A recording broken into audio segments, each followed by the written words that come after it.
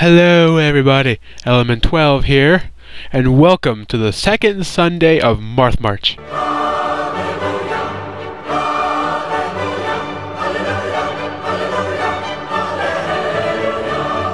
I just love that. Anyways, since this, like I mentioned last week, I'm going to be talking about Fire Emblem, the Sacred Stones. Fire Emblem, the Sacred Stones, or is known in Japan as Fire Emblem Shima no Koseki, which translates to Fire Emblem Shining Stones of Light and Dark, is released in Japan in 2004 and America in 2005. Here's the story. Got it? No, I'm just kidding. The story starts off with a big continent with 6 nations. 600 years prior to the game's events, there was a massive war of the stones. Because of this, the 6 stones in question are each held in charge of each individual nation. Of all 6 of the nations, each keep charge of 1 stone. Fast forward 600 years to the current day of the game, where the evil Grado Empire is attacking their neighbor, the Reneus Empire, in order to seize control of their stones. Prince Ephraim of Reneus goes off to fend off Grado's forces, as his sister, Princess Erica, goes off on her own, basically to not die, and join with the knight and a few other people she meets along the way.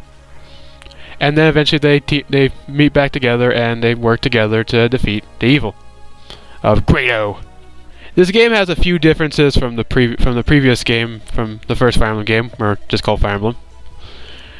The big thing about this one is that this is the first game of the American games. I'm not sure about Japanese games, but this is the first of the American games where you can actually choose what class you class up to.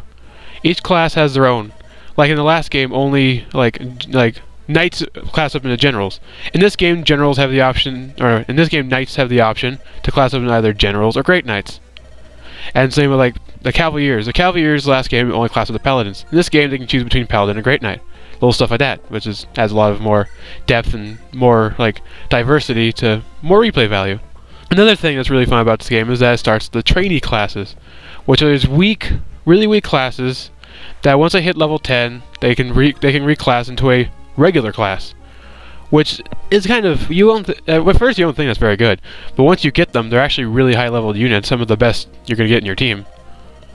So that's a really fun thing. Also, I think the story is a little more well developed in the last game. Because, I don't know, just the bad guy in the last game was very just generic, but the bad guy in this game is really good. I like the bad guy in this game.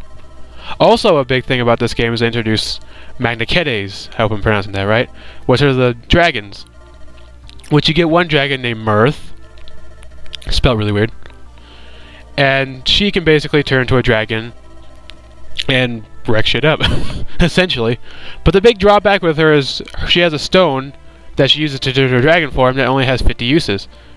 Now I heard there's a way to get another one, but for the most part you only get one, and after she attacks 50 times, she can't attack anymore, which I guess that's kind of sucks.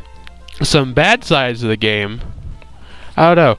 Overall the game feels like it's an overall improvement over the last game, but there are a few things that are just some flaws about the game, in my opinion. Just overall, like in every game, when a character dies, they're gone forever, which for people who really enjoy a challenge, that's really good. So you can try to find a way to defeat all the really hard missions without anyone dying.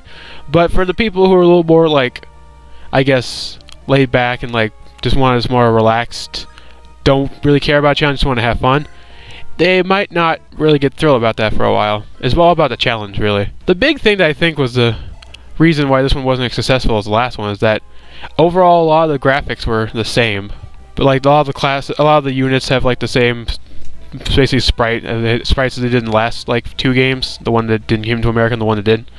So I guess because of that, like, I felt like it was a little unoriginal, a little like rushed, I guess. Like they could have improved on it a little more. Overall, in my general opinion, I liked it. I felt like it was a lot better of a game. I like the fact that there was an outside map that you can travel around and have little skirmishes with like zombies and stuff. And you can go to the towers and just fight zombies, so there's like more opportunities for like grinding. You'd be a little more prepared for the next chapter. But, I don't know, just something about it. I can't really pinpoint what it is, but something, I guess the characters, I don't know, Ephraim and Erica seem kind of generic, and there's nothing about them that made me go, oh, these guys are awesome. Like, Erica was, I liked Ephraim, he was alright, but Erica was kind of eh. there's nothing about them that made me go, oh boy, I freaking love Erica, or I freaking love Ephraim, or blah blah. But I think just because of that, I think this kind of hurt the experience a little for me. So next week for MARTHMARCH, I will be talking about Fire Emblem, the Path of Radiance / Radiant Dawn. Yes, I'm going to be talking about them both in the same video. That probably might be the longest video of the two, but we'll see what happens.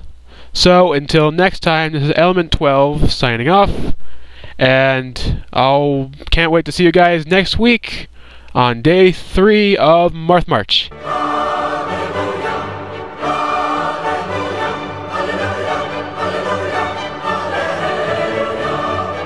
See you guys then.